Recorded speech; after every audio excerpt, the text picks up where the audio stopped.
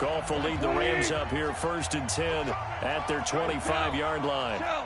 6-6, pull it high. Trying to shake off the interception from the last drive. He'll look to throw. And he's upended at the 33 following a good pickup of 8. Here's a 2nd and 2 now from the 33.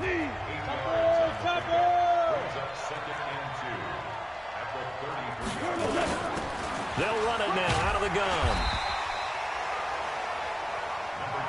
So from the 36 now, 1st and 10.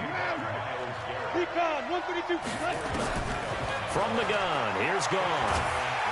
And he's going to be taken down. Goff is sacked. Credit the sack to the always disruptive Olivier Vernon. And on that one, the protection just broke down. You've got to have that leverage, don't you? We always talk about low man wins in the running game for an offensive lineman versus a defensive lineman. It's essentially the same thing in pass protection. Get lower than that defensive lineman so that you can keep your balance and keep him away from your guy trying to throw the football. To try again after the sack. Goff, nowhere to go here. He lost the football. And this is picked up by the Browns. And he's into the end zone. It's a fumble return for a Browns TD. So the big fella gets on the scoreboard with a return for a touchdown. Good thing he didn't have to go too far, though. You know the trainers were very happy about that. Imagine having to go get him in the end zone, escort him to the bench, and give him the oxygen. They were loving the fact that he got in without having to run very far. The point after through the raindrops, up and good. And the lead grows to 10-0.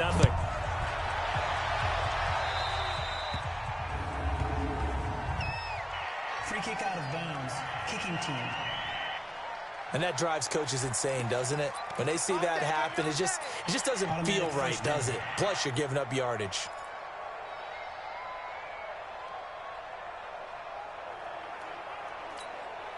Goff will lead the Rams up here 1st and 10 at the 41-yard line. They'll fake the handoff. Now Goff. And now this is intercepted. My goodness. Picked up by Carl Joseph. And he'll return this one just shy of midfield to the 49. When a team's turned it over 3 times in the first half, we just look at the offense and say, guys, what are you doing? But instead, we really should be looking at the defense. They've created the takeaways. 2 interceptions, 1 caused fumble. They played awfully well swarming to the ball here in the first half.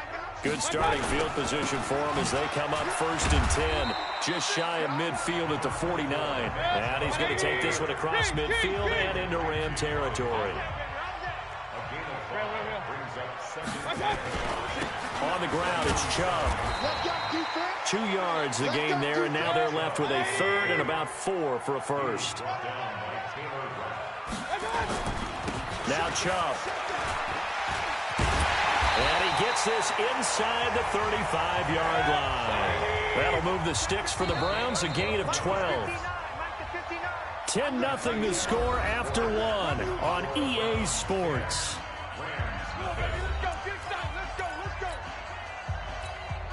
So they'll come up 1st and 10 now from the 33. A give. This is Chubb. Oh, that's just not fair. And now room to run.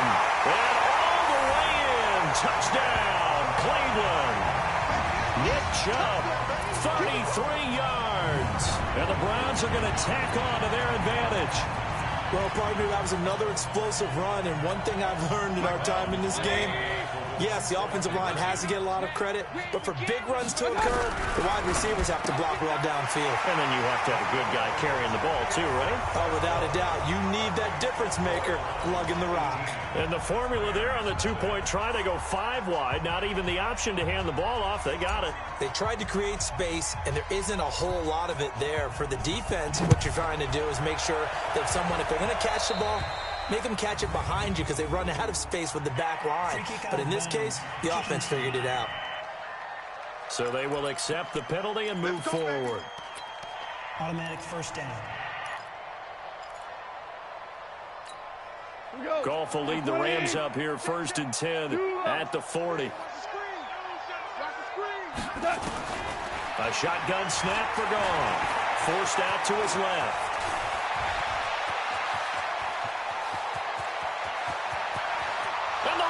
Braves with a score. Touchdown. Maybe that is the boost that this offense needed. They've done nothing the entire half, but out of the blue comes this big shot here. You're exactly right. Like a dunk in basketball, like a home run in baseball, maybe a solo shot. Sometimes you need that big play to get things ignited. Extra point attempt to follow here.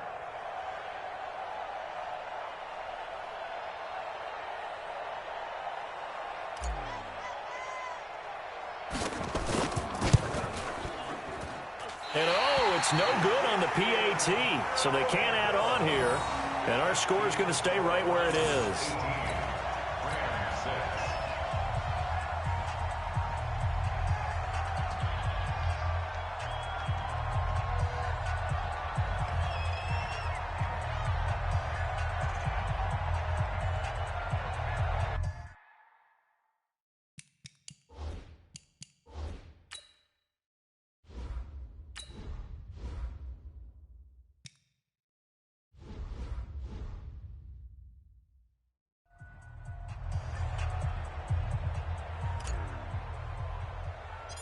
So with the missed PAT in his rearview mirror, he goes back out to kick this one off.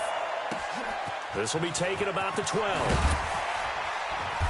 Then he'll take this across the 25, a couple extra yards, up to the 27-yard line. Heading out as a Cleveland offense now as they get set to take over here. And thus far, the weather has not slowed this offense down one bit. They've looked good so far in the first half. They certainly have. And think back to our meeting with the head coach. And we asked it because we saw the forecast for this game, didn't we? We said, hey, have you prepared for this? And he talked about the different drills that they've done in adverse conditions, the wet ball drills, things of that nature. He said, I don't think it's going to slow us down much. We tend to handle it pretty well, and he's been right. And he'll be brought down shy of the 40 at the 38-yard line. 9 yards to pick up there, and it's a first down. Yeah, another good run there. He's been such a big part of their success here this afternoon. And that last carry, it puts him over 100 yards now for the day. So here's a 1st and 10 at the 38. Handoff comes to Chubb. He'll get about 3 as he's brought down right around the 42.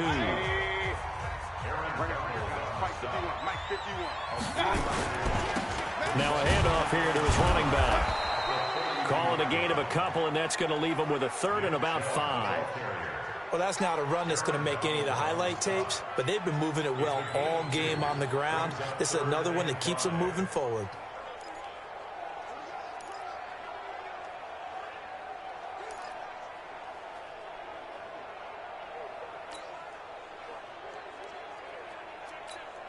The Browns on 3rd down. They've been okay, 2 for 3 thus far. This will be 3rd and 5. A first carry now for Kareem Hunt. And this effort won't be enough as they rally up to stop him a couple of yards short. Give him 3 yards there as that'll take us to 4th down. They run for it with Hunt. And nowhere to go. He's going to be stopped behind the line. So certainly an interesting call there to go for it. So just shy of midfield. They tried it. Didn't work out. What did you think? I thought that they should have punted the ball away. Should have gotten rid of it and played defense with better field position. Look, I'm as aggressive as anyone wanting to go for it on offense, but in this... Now a play fake, and it's gone. That's going to be caught by Josh Reynolds. A gain of 6 there on first. 6 yards was the pickup on the last completion, so here's 2nd and 4.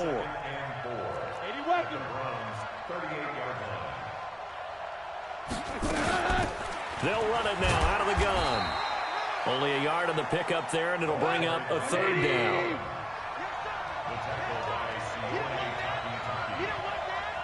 Hold on.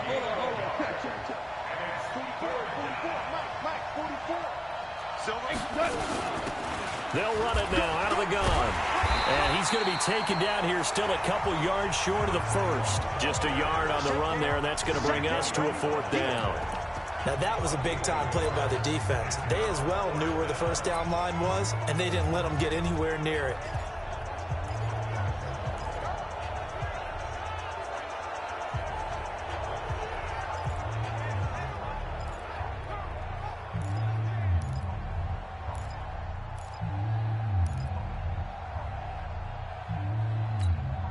And this will be a long field goal if the skies were clear. But here in the rain and the elements, they'll go for it on fourth. Here we go on fourth. Gone. And he's going to have to eat this one as down he goes. 1:58 left to play till we hit halftime.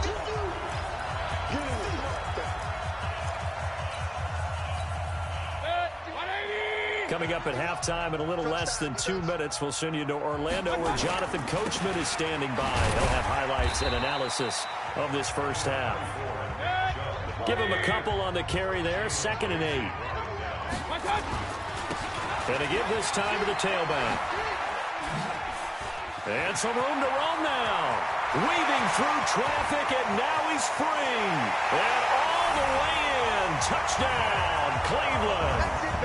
Nick Chubb with his 2nd touchdown here in this first half. And the Browns are going to tack on to their advantage. And always a good first half when you can hit pay dirt twice. And it never hurts to have that good feeling as the game moves on. Just think about halftime. If that's all he gets, he'll just sit there at the half and think, all right, 2 already. I can get some more. I can get some more. And he'll be encouraging his offensive line to create some space.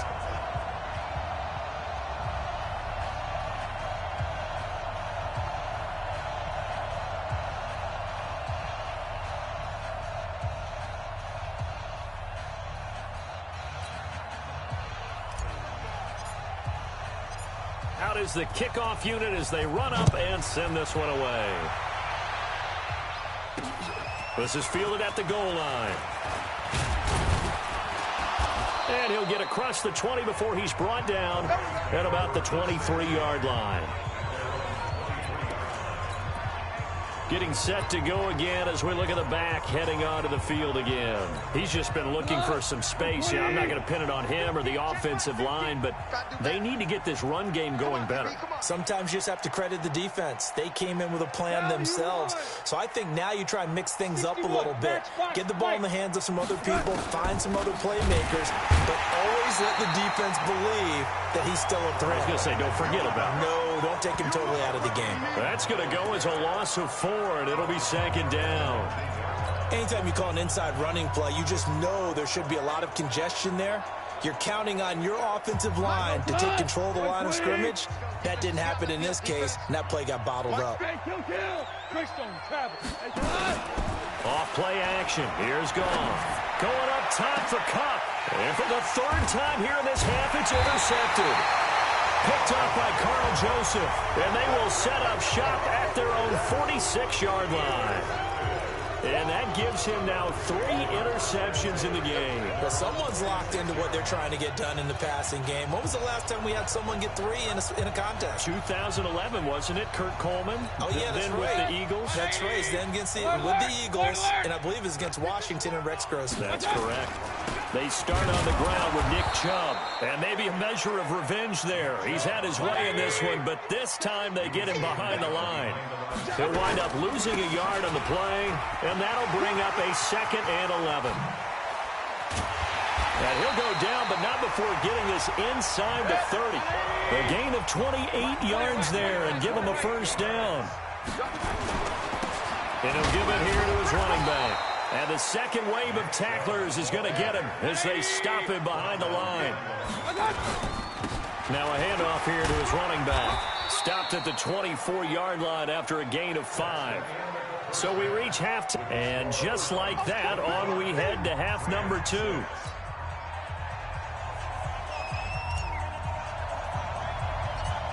Forecast calling for more of the same. The rain set to continue as we are underway in the 2nd half. This will be taken about the 12.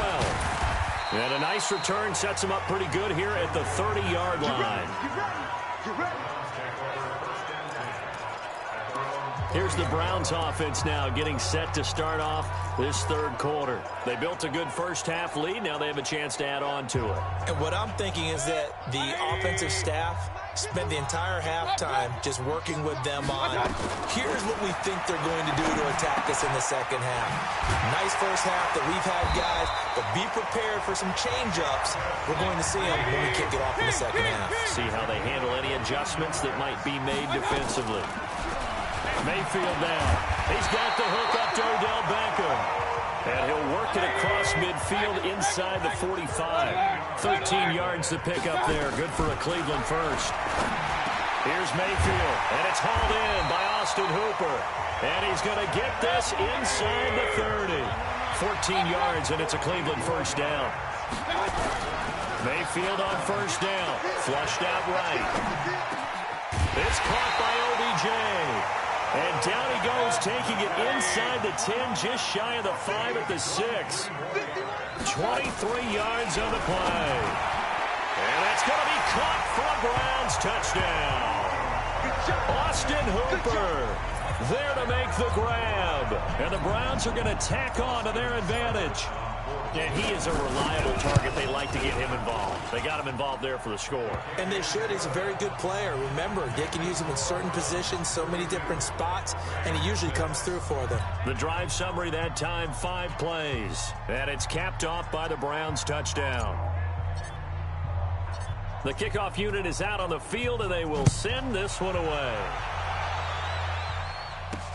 This will be taken in at the 1.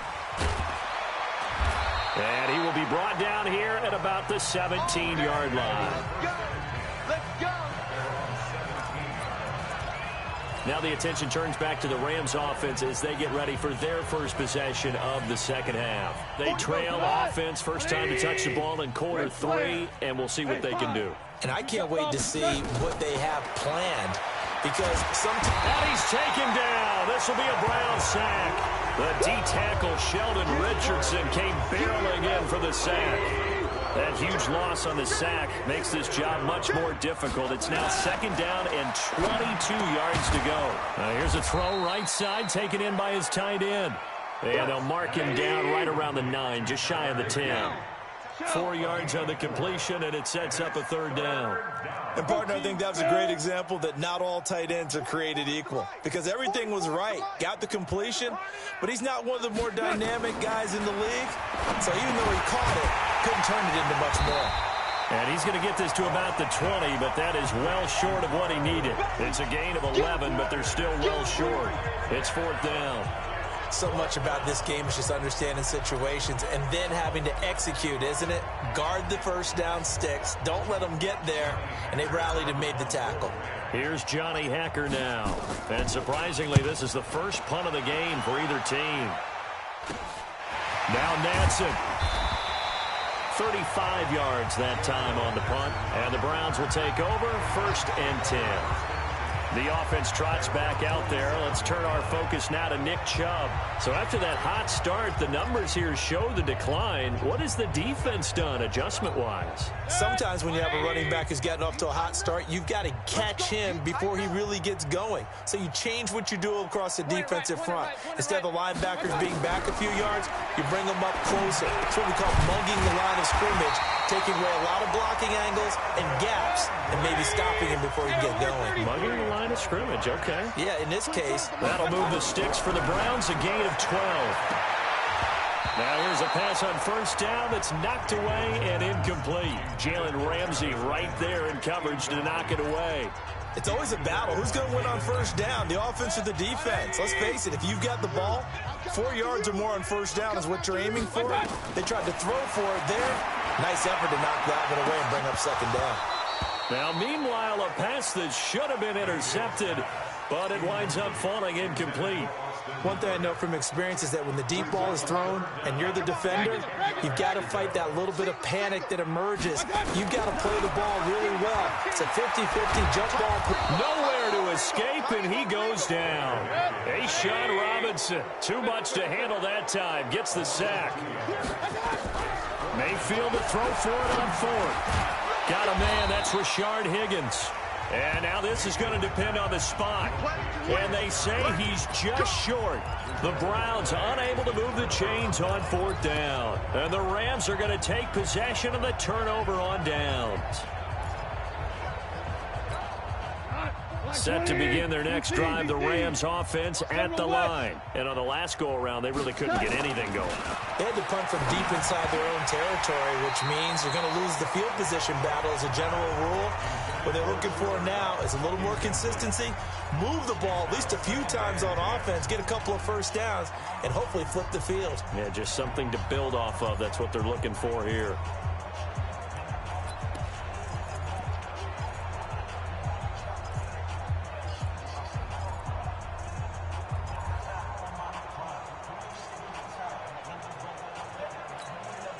Second and 10 from the 33-yard line. 6-6, pull it high. And to give this time to the tailback. And they'll get it up just short of the 45 at the 44. It's a gain of 11 and a first down, L.A. Running game working. They'll stick with it on first down. And they're going to get him behind the line yet again as his nightmare afternoon continues. A gain there of 12 yards and a first down, L.A. And he'll give it here to his running back. And he takes it down to the 40 with a pickup of 4. When we see those runs to the perimeter, when we see those runs to the edge, we think about big breakers, don't we? In this case, it was a modest gain, but it does open up possibilities here on second down. The run got 4. Now they deal with a 2nd and 6. Recon, 132-5. They'll try the air now with Gone. He'll get this complete to Cooper Kupp. And give him 6 yards here as he stopped near the 35 at the 34. You can see the time and effort and thought that they put into their passing game because it was evident right there. It looks like a simple pitch and catch, but you and I both know that they have planned for this and worked hard to make it happen. Now a handoff here to his running back. Boy, no chance as he was met and dropped behind the line there. And we're back now here in Cleveland. A lot of happy faces in the crowd at this point as their guys have a big lead here to start quarter number 4. A critical one here if they're going to have any shot at this thing. So they'll go for it on 4th down. They go ahead and snap it. Gone. And his pass is intercepted for the 4th time today. Picked up by Denzel Ward. And they will take over at the 29-yard line. Well, this defensive pressure has been constant all game long. The pass rush, the coverage, they've all been excellent. And now they'll tack on an interception here as this one continues to slip just further and further out of hand. Mayfield going to lead the Browns up now, 1st and 10, just shy of the 30. Escaping the pressure right. And that'll wind up incomplete. Trying to give his man room to run under it, but it's 2nd down. 4th quarter, you've got the big lead. If you're coaching, Charles, you still taking shots like that downfield? I'd be a little more concerned with running some clock. And trying to get it to Beckham, and it's intercepted. Picked off around the 37. And he will return this one to the 30-yard line. Now they get a 4th quarter pick. A little something to hang their hat on, I guess. Okay, so let's face it, though. Who's happy about this play? Fantasy guys, right? Yeah. The analytics will tell you one thing or another. That's a bad play on one hand, a good play on the other, but it's all about the fantasy points here. Yeah, because this ball game is over. Trying to shake off the interception. He'll look to throw. And he can't find a receiver, and he's brought down. In for the sack, Myles Garrett. Got to imagine the pass rush will be equally intense here on 2nd down following the sack. It's 2nd and 18. That one good for 17 as they're set up better now for 3rd down. But when you hit him on the move like that, and he's able to get into open field with a full head of steam, oh boy, it's going to be tough to get him down. Yeah, there was a big window. They're lucky they did get him down. Sponge, no. They'll run it now out of the gun. Well, he's not going to get there. That won't even be close. It was blown up in the backfield. And a loss of 3 to bring up 4. He continues to struggle to find a crease to break off a big one and might need to just put that aside and just try and ram his way forward and get what he can.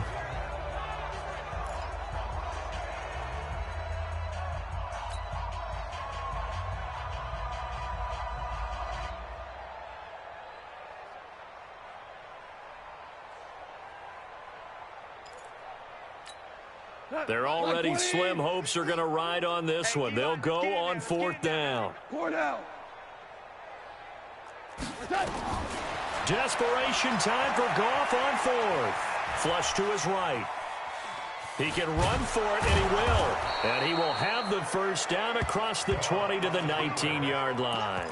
Taking matters into his own hands, and he picks up 4 yards and a first down. Looks to me, partner, like he's learned a little bit, because earlier in the game, I think he was trying to force a lot of throws into some windows that just weren't open. Yeah, the interceptions had plagued him, especially a second interception, really a bad throw. So maybe a better decision there. Yeah, no doubt about it. I think he learned from earlier in the game, and he's applying it now. Call it no gain on the play, and it'll be 2nd down. And they see right through that defensively, as he'll be hit and taken down to the backfield. It'll be a loss of a full 3 yards there, and it also brings up 3rd down. Doubling this guy has to be a priority before moving up to the next level, because the big fella, he just ate that one alive, just stuffed it. In fact, before the game, he was talking to us, and he's like, hey, these pants make me look fat. And we said, nah, man, you're just a whole lot of guy. He is at well over 300 pounds. He's a big man. 3rd and long. It's gone. And now here is another interception. Picked up by Denzel Ward. The 40. He's at the 30. 10. And he takes this one back into the end zone. And the Browns defense has a touchdown. That's the story of the game. They've been suffocating all game long on defense. They were suffocating there again in a big way. And they've done it not just by out-athleting them, which is often the case, but by being able to adjust to anything they tried to throw at them and beating them to the punch each and every time. This was a defense that was well prepared.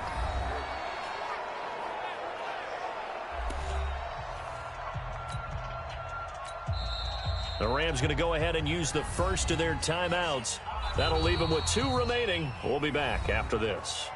Now the Browns will use the first of their 3 timeouts. That'll leave them with 2 remaining. We'll be back after this.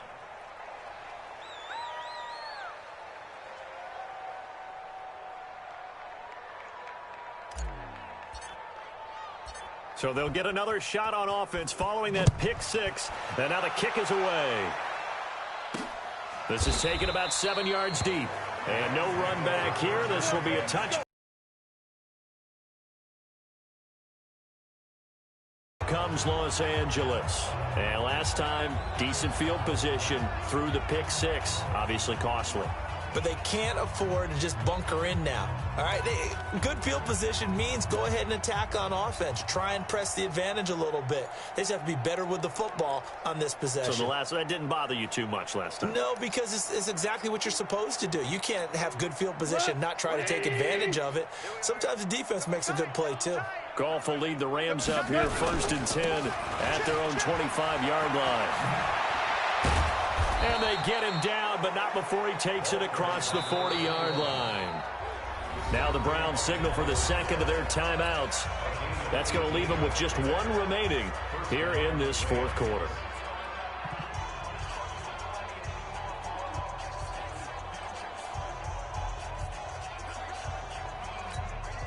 One play has him up past the 40 already, and another 1st and 10. Let's make these babies crawl all the way back home. Goff now looks to throw. And my goodness, another interception. Picked off right around the 43. And he'll return this one just shy of midfield to the 49. What a nightmarish game he's having now. 6 interceptions that he has thrown. Absolutely unbelievable, isn't it? Hard to believe we're watching this and have seen it.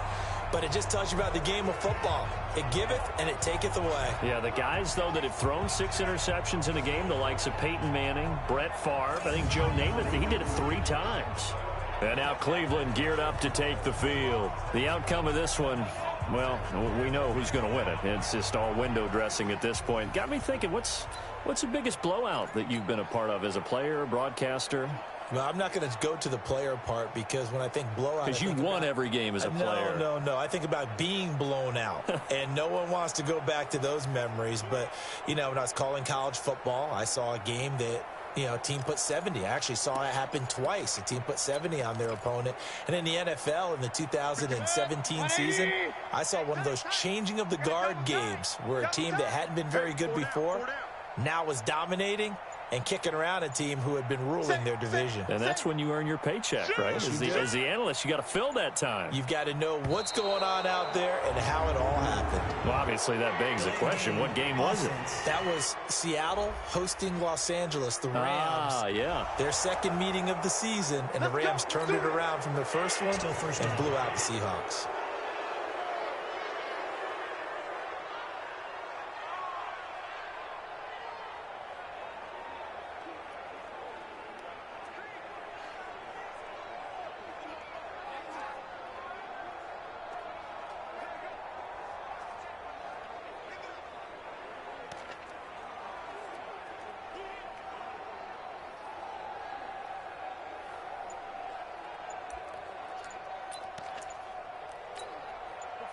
The Cleveland offense ready to go. And this game comfortably in hand. The scoreboard speaks for itself, but you still got your starting quarterback out there. When do you go to the backup? Let him get some time. And that's one of the great questions in the NFL, Brandon, because I'm just going to tell you, in the 2015 season, I commentated on 3 games in a row that were blowouts. And in none of them did the starting quarterback ever come out of the game for the team that had a big lead. And in each instance, I asked the coaches later on, why didn't you do that? And they all looked at me and said, just don't really do that in the NFL. These guys play, and we just play them all the way through. Now, in certain situations,